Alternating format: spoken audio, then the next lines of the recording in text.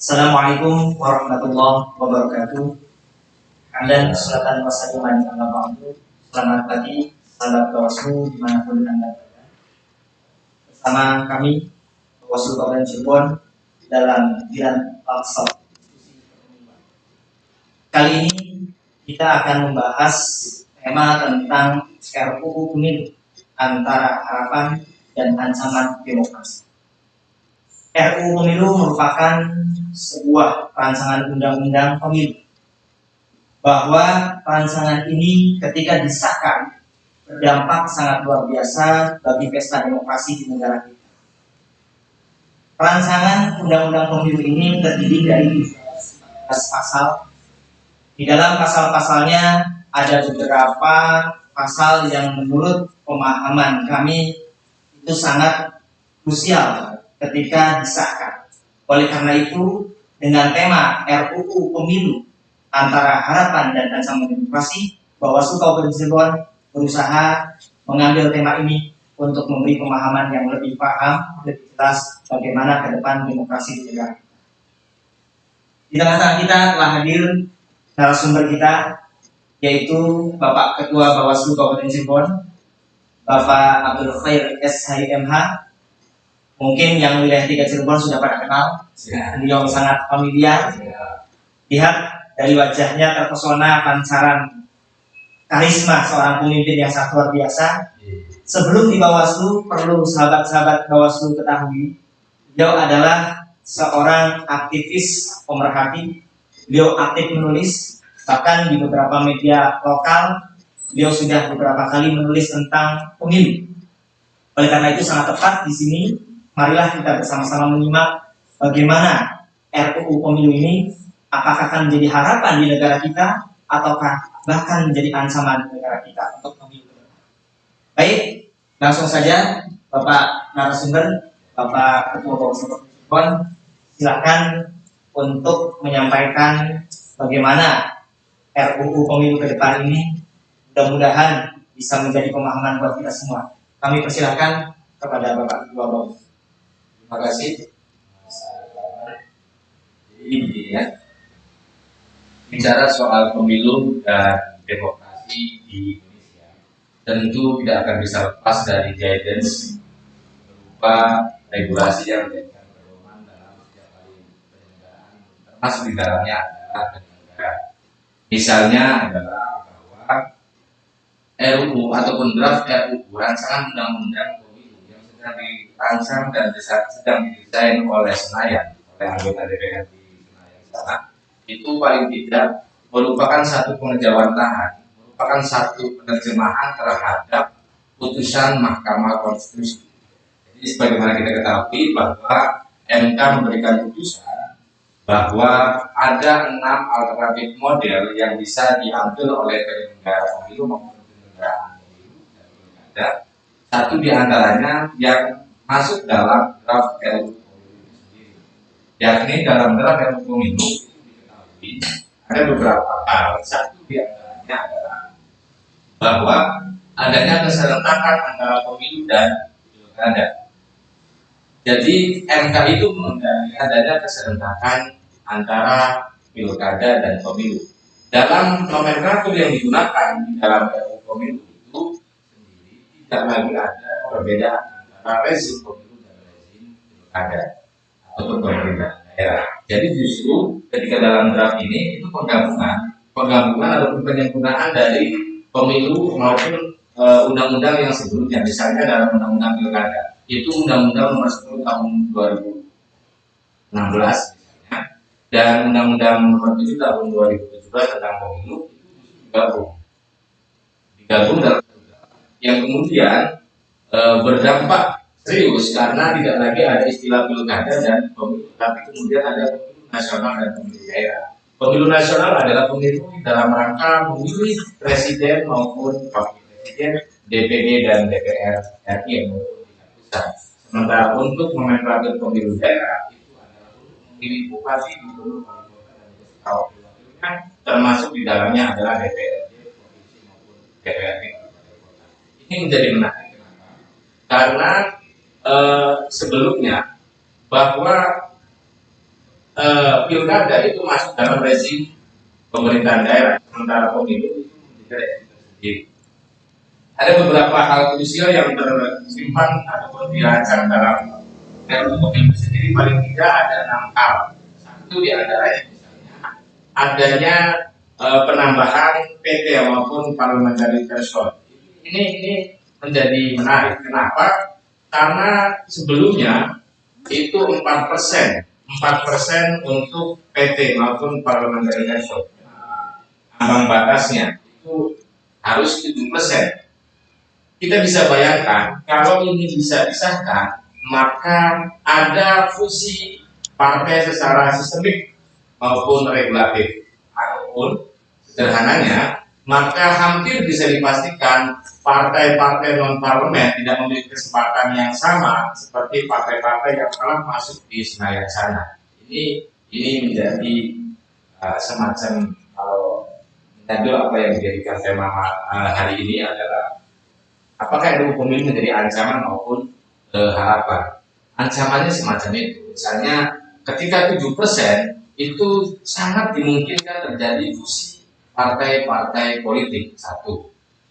Yang kedua, kalau memang 7% itu diberlakukan, itu artinya sekali mata uang akan terjadi adanya pengebiran maupun pengesampingan terhadap penyaluran suara pemilihan dari para pemilih. Misalnya masyarakat di satu kota maupun kabupaten ataupun di provinsi tertentu itu memilih suara pada partai A, tapi kemudian karena secara nasional tidak masuk, maka hampir dipastikan itu suaranya akan hilang. Itu persoalan yang kedua. Selanjutnya, bahwa celakanya soal parliamentary threshold ini juga diberlakukan untuk menentukan peserta pemilu yang akan mengikuti pemilu lokal maupun daerah. Misalnya begini, partai B itu di tingkat nasional itu tidak mencapai 7%. Itu artinya ketika penyelenggaraan pemilu daerah maupun pemilu lokal ini harus bahwa nanti kalau memang RUU itu disahkan, itu tidak lagi ada istilah pemilihan kepala daerah, tapi adanya adalah pemilu daerah. Pemilu daerah adalah memilih gubernur, bupati, wali kota, dan beserta wakil-wakilnya, termasuk di dalamnya adalah DPRD provinsi maupun kabupaten kota. Nah, ini celakanya saya lanjutkan poin krusial yang kedua adalah celakanya ini akan dilakukan di tingkat daerah. Misalnya partai B tidak mencapai parliamentary threshold atau ambang batas suara nasional 7%, maka partai B itu tidak bisa menjadi peserta pemilu daerah nantinya. Tidak seperti sekarang, misalnya kita sebut saja lah salah satu partai pendatang baru, misalnya di DKI Jakarta itu memiliki wakil di DPRD-nya, tapi tingkat nasional itu tidak ada. Ya. Maka apa yang Indonesia kan pasti dipastikan itu tidak akan bisa ikut pemilu daerah. Termasuk misalnya di Kabupaten Cirebon, ada salah satu partai yang secara nasional tidak masuk di parlemen atau tidak mencapai parliamentary threshold kemarin, maka partai yang hanya satu wakil di Dewan DPRD Kabupaten Cirebon ini, kalau itu disahkan, maka tidak lagi bisa berharap mengikuti suksesi pemilihan di Malaysia.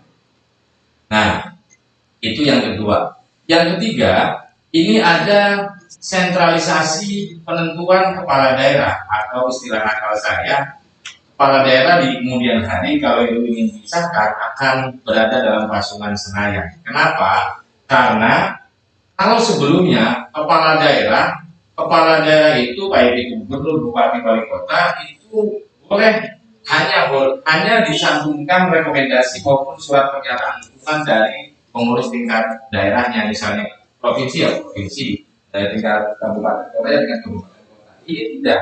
Kepala daerah itu ditentukan oleh siapa? Oleh pengurus pusat dari sebuah partai politik. Sehingga hampir bisa dipastikan maka para tokoh-tokoh lokal tidak bisa melakukan upaya-upaya penjelajahan eksplorasi personal untuk membangun daerahnya sendiri. Ini tidak sejalan dengan otonomi daerah maupun dekonsentrasi yang terjadi dalam sistem pemerintahan kita. 3 hal ini. Luar biasa sekali. Narasumber kita tadi sudah menjelaskan bagaimana ketika RUU Pemilu ini akan disahkan. Ada beberapa poin penting. Ini saya baru tahu, ternyata nanti tidak ada istilah pilkada. Tidak ada. Pak Ketua, ya, tidak ada. Jadi nanti yang ada itu adalah pemilu daerah dan pemilu nasional. Yang lebih menarik lagi, harapan kami ini parliamentary threshold yang tadi dibahas beberapa isu-isu krusialnya. Sekarang berapa persen, Pak Ketua? 4%. Sekarang 4%, dalam RUU-nya berapa? 7%. Wah, sangat luar biasa ini dampaknya. Jadi nanti bagi partai politik ke depan yang ambang batas 4% saja, itu ada beberapa partai yang sudah lama tidak bisa menghadirkan wakil rakyatnya di Senayan. Ya. Tapi sekarang bukan hanya Senayan, Pak Ketua. Ya. Ini bahkan dari tingkat kabupaten kota, provinsi juga akan diberlakukan. Akan diberlakukan 7%. Kalau RUU ini bisa, jadi dampaknya sangat luar biasa. Ini menarik sekali, sahabat Bawaslu dimanapun Anda berada. Mari, kalau ada yang perlu ditanyakan dalam kesempatan yang sangat tepat ini, silakan klik di kolom komentar pertanyaan di Facebook maupun Instagram Anda. Nanti kita sharing-sharing bareng Pak Ketua. Nah, Pak Ketua, tadi baru 3 isu. Silakan Pak Ketua langsung lagi. Tadi soalnya ada 6 isu. Ada 6 isu. Selanjutnya, begini.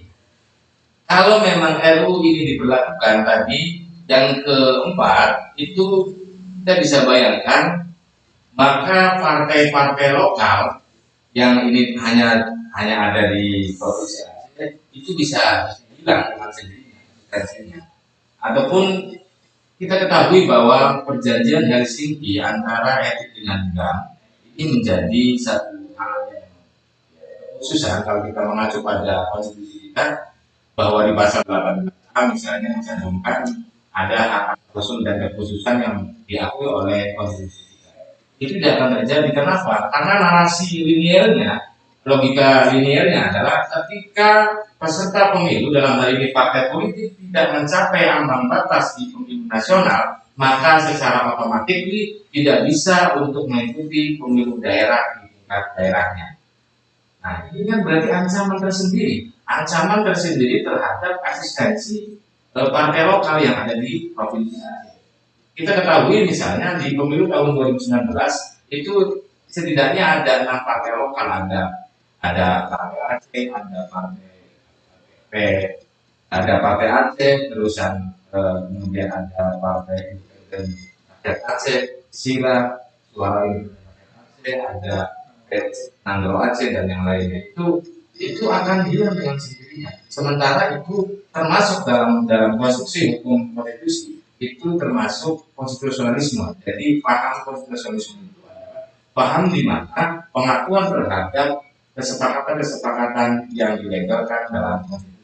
Dan harus dipahami dan kesepakatan bersama, kita ini termasuk satu di antara beberapa negara yang meratifikasi hukum agama nasional, yakni Eropa kontinental, sehingga apa yang tertulis di dalam satu regulasi itu juga yang akan berlaku. Jadi yang keempat itu, kalau memang itu terjadi, maka partai-partai lokal yang ada di provinsi Aceh itu tidak bisa akan diharapkan tumbuh dan bisa mengembangkan partisipasi politiknya, penyaluran partai politik maupun gagasan-gagasan. Selanjutnya, hal krusial yang lain adalah ini menjadi menarik. Kenapa? Ada proporsional tertutup di dalam RUU itu. Proporsional tertutup kita ketahui di pemilu 2 pemilu terakhir misalnya itu proporsional terbuka. Jadi proporsional terbuka itu misalnya antara Mas Arief misalnya dengan yang lainnya itu beda partai, tapi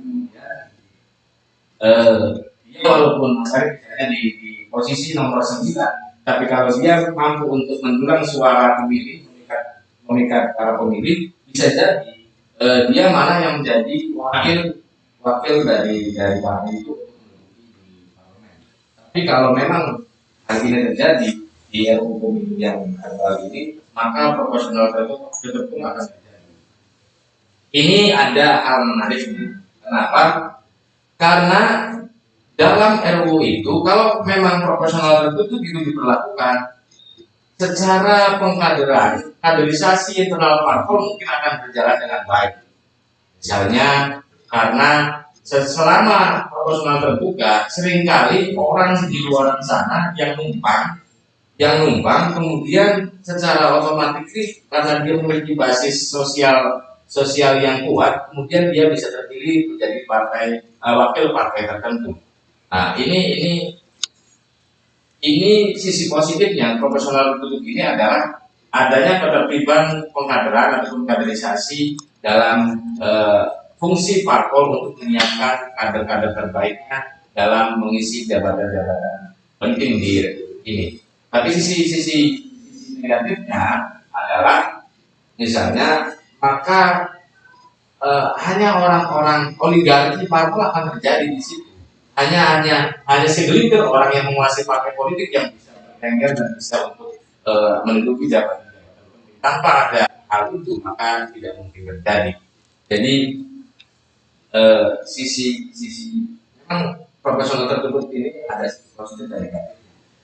Sisi positifnya lagi misalnya maka mungkin para politisi akan berhitung ulang untuk gampang loncat sana loncat sini sekarang misalnya ini akan tidak terjadi karena dia harus berhitung ulang hanya orang-orang yang memiliki loyalitas itu terhadap partainya yang bisa diusung menjadi nomor 1, nomor 2, nomor 3. Kalau proporsional tertutup maka yang bisa memperoleh keberhasilan bisa menjadi parpol di parlemen itu hanya nomor 1, nomor 2. Jadi nanti yang menentukan adalah bisa mewakili partai politik.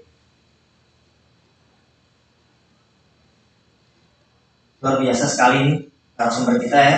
Hal yang menarik ini satu, Pak Ketua. Tadi Pak Ketua bilang adanya proporsional tertutup ketika menentukan wakil rakyat dari partai politik.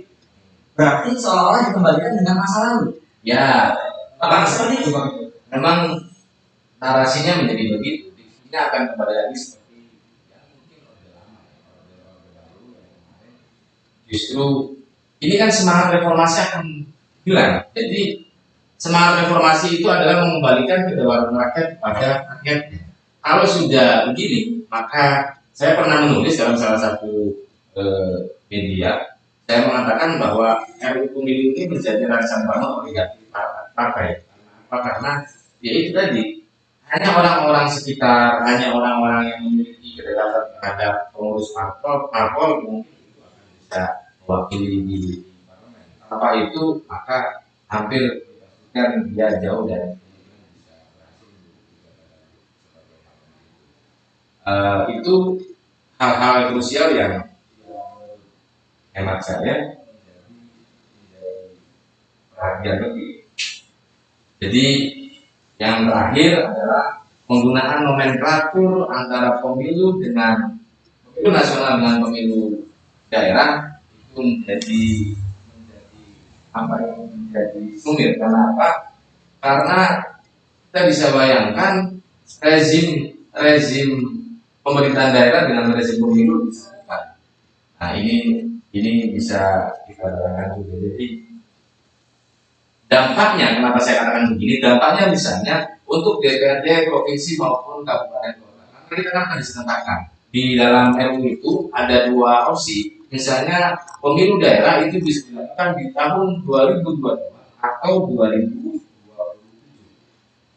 Kita bisa bayangkan kalau soal eksekutifnya bupati maupun wali kota dan gubernurnya ada alternatifnya PJS. Bisa PJS lah. Ataupun kalau memang 2022 maka yang pilkada hari ini di tahun 2020 dia hanya menjabat 2 tahun kemudian dia dipotong dan ada uang kompensasi. Hal-hal teknis semacam itu sih saya pikir bukan hal yang substantif. Tapi akan berdampak lebih adalah soal kehadiran DPRD-nya. Coba, kalau 2022 itu pemilu daerah serentak pertama dilakukan, maka nanti siapa anggota DPRD provinsi maupun kabupaten kotanya? Masa akan melanjutkan masa jabatan misalnya? Itu juga menjadi tidak legal. Bisa jadi perpanjangan. Ya itu menjadi tidak legal. Kalau memang 2022 itu pilkada serentak pertama maupun pemilu lokal pertama, atau kalau memang pemilu lokal pertamanya di tahun 2027, kita bisa bayangkan anggota DPRD provinsi maupun kabupaten kota itu terakhir menjabat sampai 2024. Artinya 3 tahun kemudian ini ada kekosongan. Kalau PJS bupati, gubernur, wali kota masih logis hanya 1 orang. Nah ini 50 orang itu. Misalnya di Kabupaten Cirebon 50 orang PJS anggota DPRD itu kan menjadi tidak logis, dan kalau memang diperpanjang maka ilegal kedudukan atau jabatan menjadi diperlukan dalam ruang publik.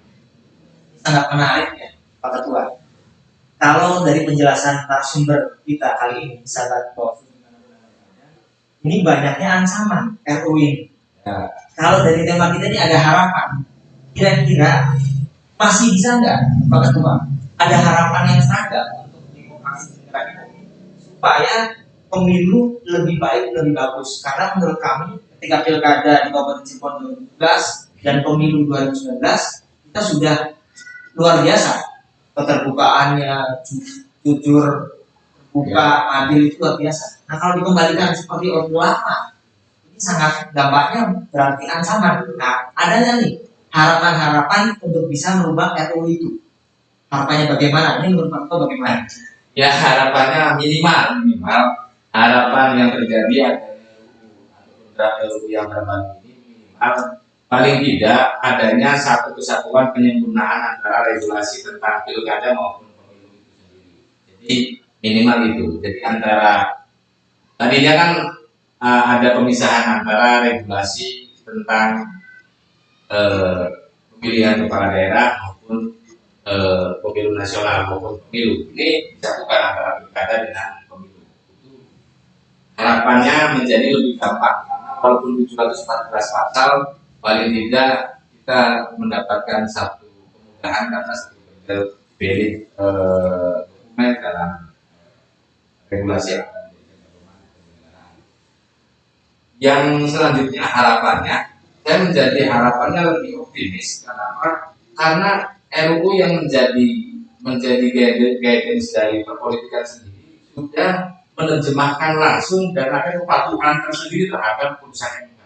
Kita seringkali ada beberapa penelitian terkait dengan judicial review terhadap undang-undang. Itu ketika sudah di JR, kemudian di dalam regulasi yang terbaru diterbitkan oleh anggota legislatif itu membelakangi maupun tidak ada ketaatan terhadap putusan MK itu sendiri. Nah, kalau RUU ini dia malah menerjemahkan harapan-harapan dari putusan MK itu sendiri. Dan hal-hal menarik lainnya adalah mungkin kita akan dikembalikan pada situasi di mana pemilu ini rapi, pemilu ini menjadi mengedepankan kader-kader terbaiknya, dan harapannya mudah-mudahan partai politik ini kembali untuk kita mendorong bersama menjalankan fungsinya untuk memberikan edukasi perpolitikan maupun bagi kader masyarakat secara luas jadi bersama dengan Bawaslu. Luar biasa. Ini Pak Ketua, kita sapa dulu sahabat-sahabat Bawaslu.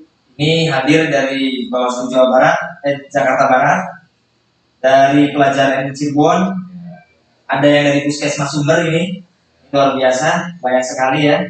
Silakan bagi sahabat-sahabat yang mau menanyakan, ketik di kolom komentar, nanti akan jawab. Kalau nanti waktu ini kita terbatas, bisa kontak langsung. Boleh Pak Ketua bagi-bagi nomor ke sahabat-sahabat. Jadi saja. Oke, Japri ya. Datang ke Bawaslu bangga, nanti bisa menghubungi Pak Ketua langsung, silaturahim silakan. Nanti kita diskusi bersama di sini. Ini luar biasa sekali. Intinya bahwa yang disampaikan oleh narasumber kita kali ini, mudah-mudahan RUU pemilu ke depan bisa menjadikan harapan yang lebih baik untuk pesta demokrasi di negara kita. Jadi apapun itu, bahwa posisi kita sebagai Bawaslu Kabupaten Cirebon, yaitu penyelenggara pemilu, mudah-mudahan bisa menjadi fondasi untuk masyarakat khususnya di Kabupaten Cirebon dan di mana ada perubahan-perubahan dan yang lain. Ya, jadi untuk sahabat-sahabat yang mau bertanya atau bagaimana, silakan klik di kolom komentar. Nah ini yang lebih menarik nih, Pak Ketua. Kalau nanti RUU ini bisa disahkan, kemudian adanya proporsional tertutup, kemudian nomor 1, nomor 2 ini bisa masuk menjadi perwakilan partai. Berarti itu ada pemilihan langsung nggak? Kalau diterjemahkan oleh masyarakat berarti itu ditunjuk langsung oleh partai. Bagaimana? Ya, itu tadi saya sampaikan bahwa sebenarnya proporsional tertutup dan terbuka itu merupakan sistem sistem yang proporsional. Hanya saja ini, kalau proporsional tertutup ini orang cukup memilihnya parpolnya saja, artinya lebih ke parpol nomor 1, nomor 2. Kalau suara parpolnya bisa untuk 2 orang, tapi kalau proporsional terbuka ini orang di nomor 9 di nomor 10 di buncit pun dia bisa jadi, karena yang penting dia mendapatkan suara terbanyak di dalam perolehan suara. Oke, ini ada beberapa pertanyaan ya. Untuk sahabat-sahabat yang di IG dan yang lain, perlu kami sampaikan di sini Pak Ketua. Ya.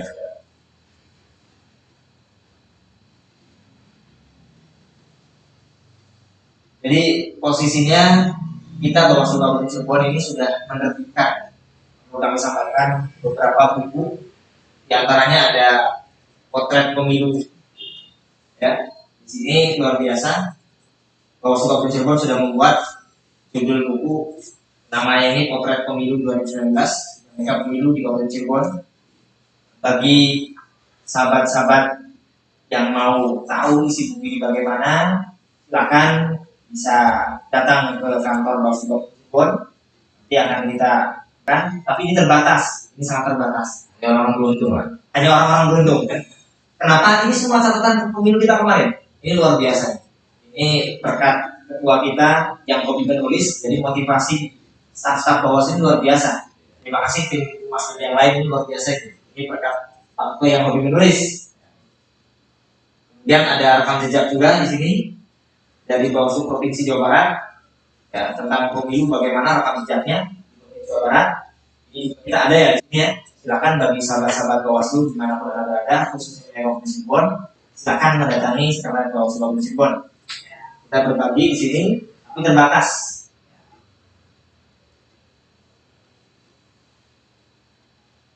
Terkait kebisuan ya, di eksekutif Kabupaten Cirebon. Nanti wakil bupati ini bagaimana?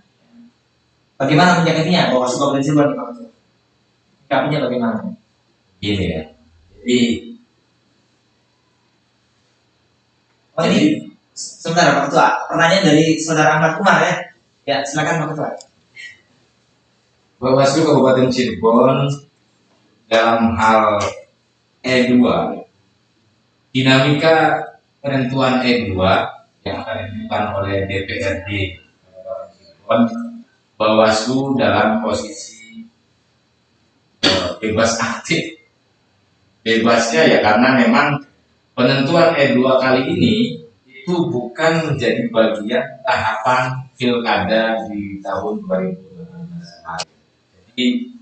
Jadi narasinya begini, sahabat-sahabat.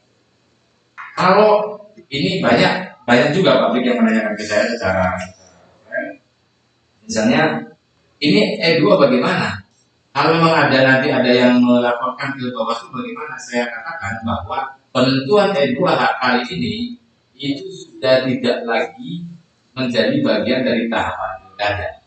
Bukan lagi tahapan pilkada. Artinya maka itu domain dari DPRD itu sendiri. Kalau memang aktifnya, paling tidak Bawaslu Kabupaten Cirebon akan mendorong adanya pemilihan ini secara demokratis sebagaimana amanat konstitusi.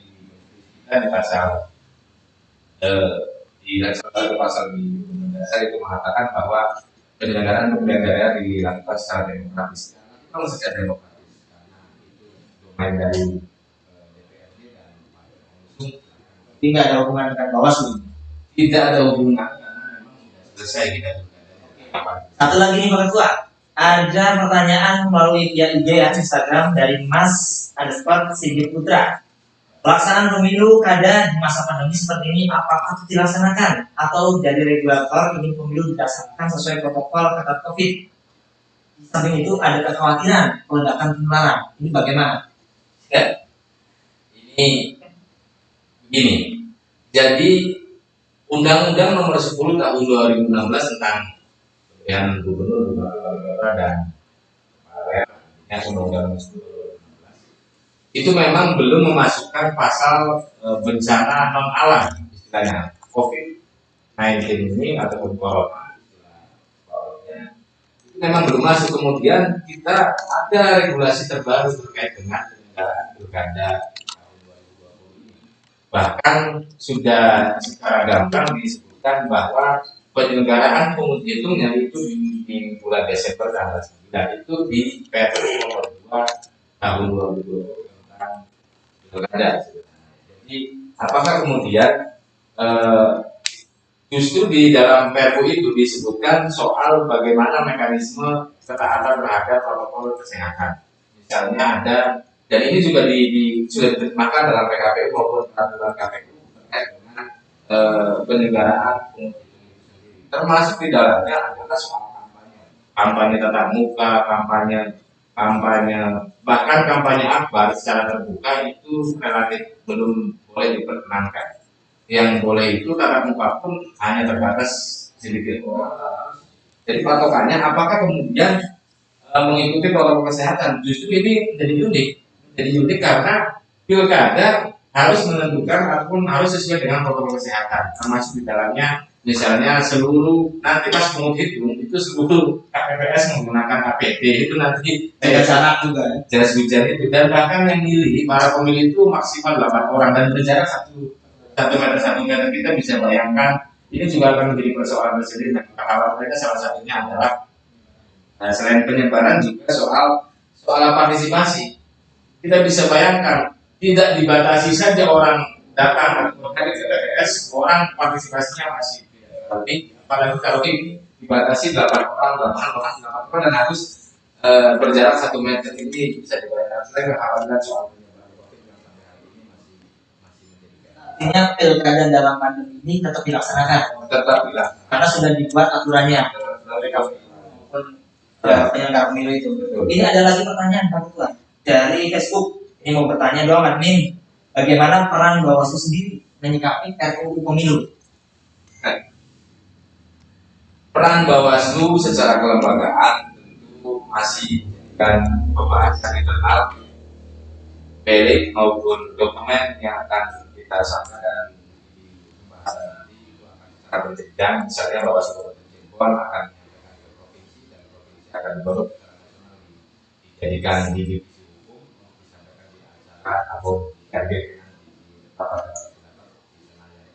di masukan-masukan dari kita misalnya termasuk di dalamnya adalah soal gakumdu, dan dalam belit maupun dokumen draft itu justru ada kemundurannya. Misalnya soal pengadilan khusus pemilu itu di RUU pemilu yang sekarang padahal sebelumnya spirit untuk menghadirkan peradilan khusus pemilu sudah ada di setiap hari regulasi, tapi di draft RUU ini justru tidak ada. Jadi sikap Bawaslu secara kelembagaan, secara resmi tentu dalam dokumen resmi akan disampaikan secara resmi ke lembaga. Ini ada tambahan Imar Said dalam Facebooknya ini, ketika menggunakan suara terbanyak untuk legislatif, tapi penentuannya tetap dilakukan oleh Mahkamah Partai. Ini mohon pencerahan. Ini bagaimana? Kayaknya saudara Umar Said ini anggota partai juga ini.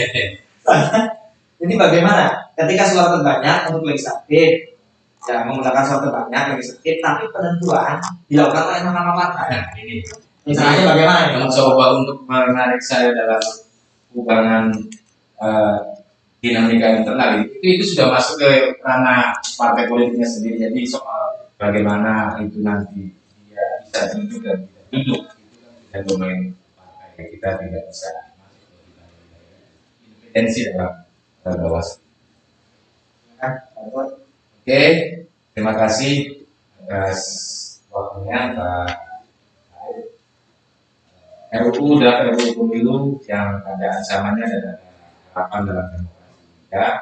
Harapannya bahwa paling tidak 6 poin yang tadi saya sampaikan itu cermin sedikit karena ada beberapa segmen isu sosial yang bisa dihadirkan dalam RUU. Namun kaitannya dengan materi resolusi ini saya menyampaikan bahwa dari 6 poin yang saya sampaikan dan saya jelaskan di awal tadi dengan ancaman terhadap demokrasi itu sendiri. Jadi harapannya 6 poin itu bisa menjadi perhatian para pemegang ballpoint di senayan sana sehingga ada efek-efek yang bisa menghapus beberapa narasi maupun diksi klausul-klausul pasal yang justru akan menandai kemunduran terhadap demokrasi. Ya, terima kasih Pak Ketua sebagai narasumber dalam program Milan Talk Show dan Bawaslu Kabupaten Cirebon.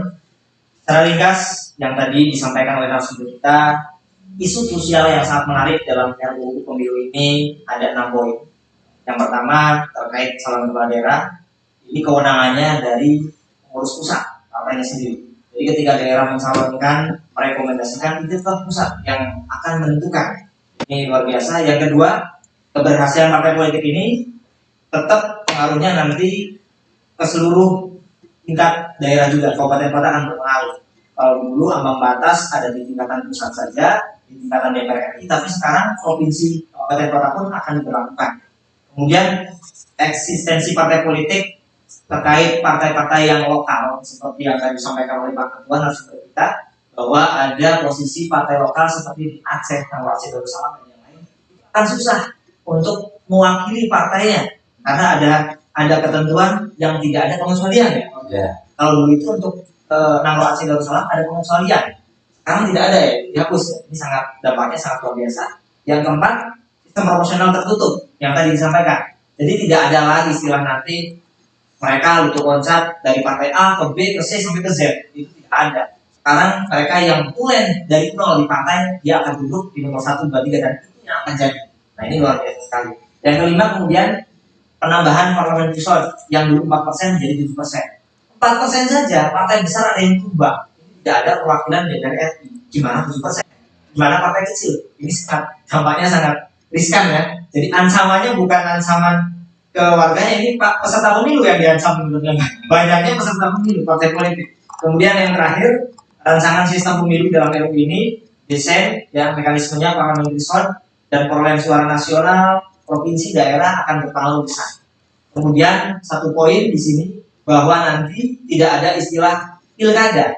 Undang-Undang 10 2016 tentang pemilihan kepala daerah akan digabung, dikolaborasikan dengan Undang-Undang 7 2017 tentang pemilu. Jadi tidak ada istilah pilkada maupun pemilu, adanya pemilu daerah dan pemilu nasional. Mungkin untuk Milan Talk Show dalam tema RUU Pemilu antara harapan dan ancaman kami cukupkan sekian. Selanjutnya, saksikan terus Milan Talk Show dengan tema yang akan lebih menarik dan menjadi penasaran buat sahabat-sahabat klausul dimanapun Anda berada.